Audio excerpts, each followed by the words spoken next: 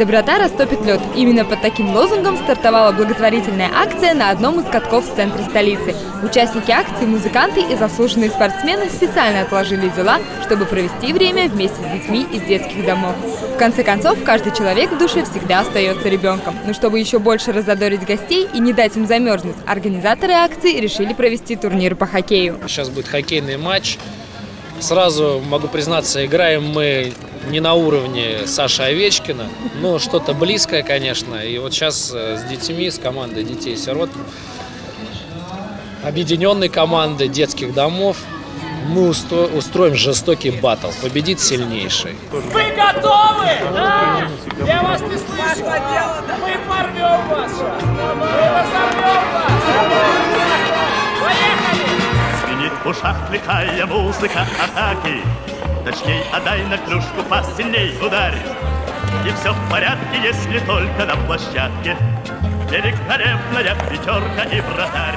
Заслуженная гимнастка Лисан Утяшева – частый гость на благотворительных мероприятиях. Девушка не понаслышке знает, как трудно добиться чего-то в спорте и в жизни. Но благо, родители даже в самую трудную минуту не оставляли ее и всегда поддерживали. Мама по ночам вязала платьишки, гимнастические купальнички. Папа давал свою удочку на растерзание, чтобы сделать гимнастическую ленту. Мама из шелка лепила, делала эту ленточку гимнастическую. Обручи находили кое-как железные, были невыносимо тяжелыми. Поэтому приходилось их заказывать. Актриса Настя Сиваева, больше известная как папина дочка Даша, при каждой удобной возможности принимает участие в благотворительных акциях. Настя пока не олигарх и помогать детям материально не может. Но, как говорится, чем богатые, тем и рады. Тем, что я прихожу, тем, что я общаюсь, как могу, как-то на вопросы какие-то отвечаю, просто фотографируюсь или как-то что-то рассказываю. Мне кажется, наверное, это детям как-то приятно, или что-то я им даю, или какой-то стимул, или еще что-то.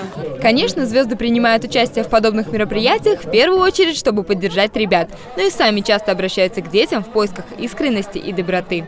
Вот я, например, маленькая девочка сегодня спросила, как я выгляжу, тебе нравится? Она говорит, да, но я считаю, что куртка черная сюда не в тему. Понимаешь, да? То есть я уже понимаю, что куртку я, наверное, сниму. Попроще надо быть. Меня только что дети научили делать оригами.